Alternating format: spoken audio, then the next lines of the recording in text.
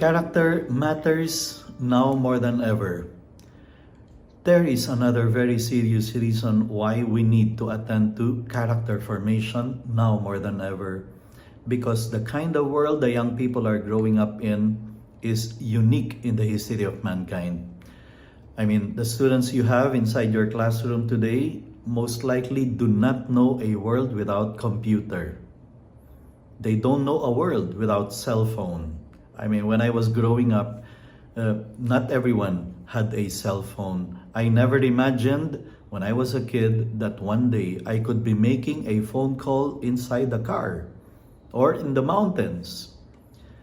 But that digital lifestyle has also brought about a certain crisis in character. For example, nowadays there are many young people who get hooked on video games. They get addicted.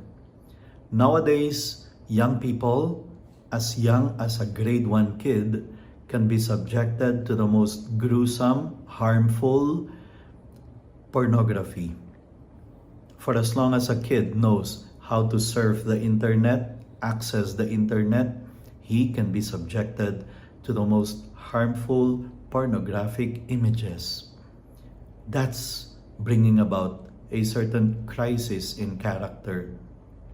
And then there is another assault on the children today, the kind of violence that they are exposed to, especially in the kind of video games that they may play, where the more you kill, the more points you get, the higher level you go.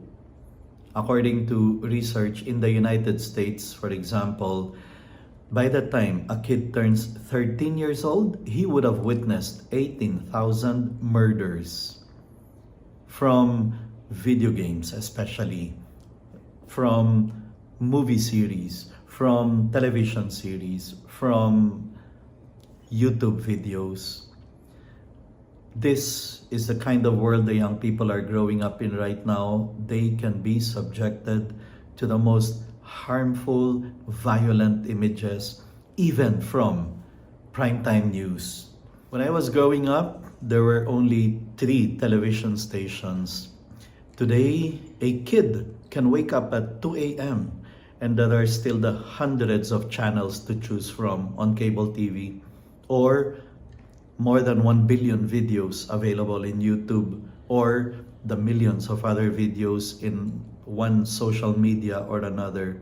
And all these come with hours and hours of commercials, advertisements, which are all contributing to the fostering of a certain sense of materialism and hedonism.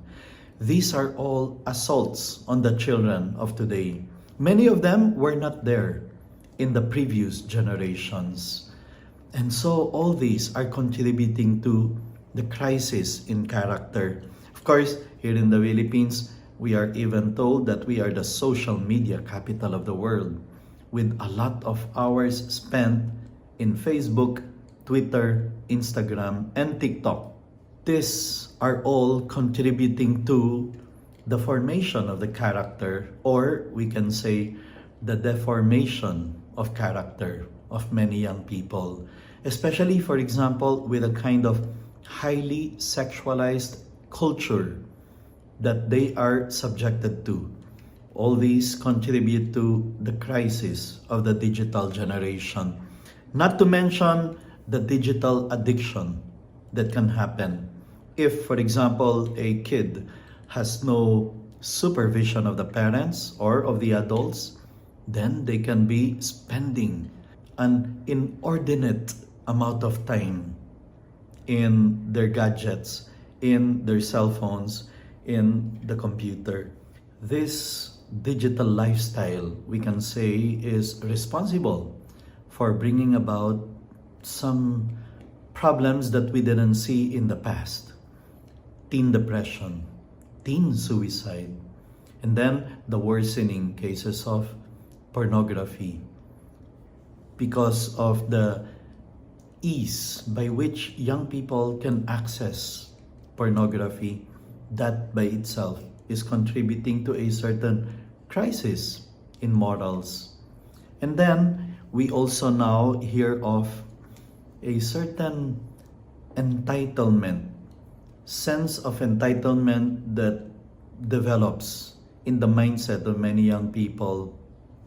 I'm sure you see kids today sometimes with sophisticated cell phone, a kind of cell phone that may even be more sophisticated than that of an adult, because that's where he watches his movies, he listens to his music, he edits his own videos, he runs his social media. And you see, this kid did not work hard to be able to get that cell phone. He didn't have to save up money to be able to get that cell phone or that gadget. And therefore, you can have a kid growing up with that kind of sense of entitlement. I'm sure some of you are parents and you have kids coming to you telling you, Mom, Dad, I need a cell phone. I'm the only one without one in the class. And this is a grade 1 kid talking. I'm the only one without one in my class. And so you have a kid who can be demanding that they get their gadget, they get their own cell phone at such a young age without even working for it. And that brings about a certain sense of entitlement. But let me now remind you that technology is here to stay. It is not going to go away. Our job is to make sure these young people grow up in control of technology and not the other way around. That it's technology that is dictating on them, that is manipulating them. Our job is to make sure that they are able to control, to use technology responsibly, to use gadgets according to what is appropriate and what is right. Otherwise, they grow up enslaved by these gadgets. And experts, engineers are actually just coming up with more and more apps for younger and younger people. According to research in the United States, 1/3 of the kids today start using a gadget while still in diapers. 1/3 of the kids today start using a gadget while still in diapers. Technology is here to stay. We are not going to fight against it. What we need to do is to make sure the young people have the character to say no when it's time to say no and to use it responsibly and according to what is appropriate. And so, young people enter our classroom and they have that craving for constant connection.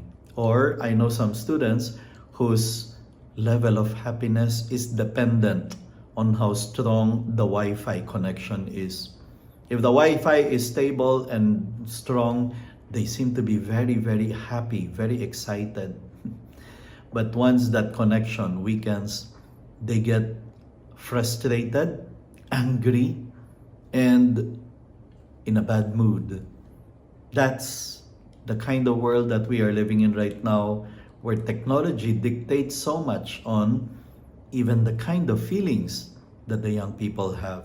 Researchers talk about the foment. Young people today do not live for the moment, they live for the foment. That's why you watch them watch a concert. What do? Everyone with a cell phones taking a video of what is happening on stage. And you want to tell them, why don't you put that down and enjoy the moment? No, for them, for many of them, they get a bigger kick out of being able to post and let the world know that they were in the concert of this or that artist. And then people start liking, commenting, sharing their posts. People saying, wow, you were in the concert of Katy Perry. How close you were on stage. And people start liking it and commenting, and that's where they get a bigger kick out of the experience.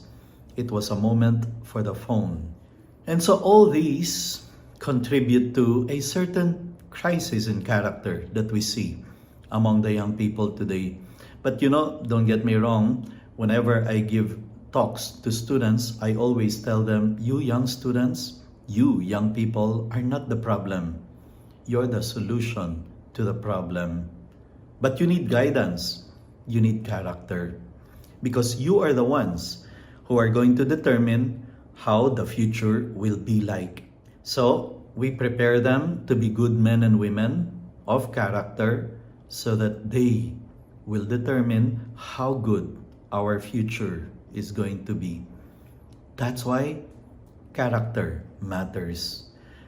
Join me as we explore, therefore, how we, teachers, can teach for character, how we can make sure that these young people develop virtues and values that they need in order to become men and women of character, and therefore prepare our future society to be the best it can possibly be.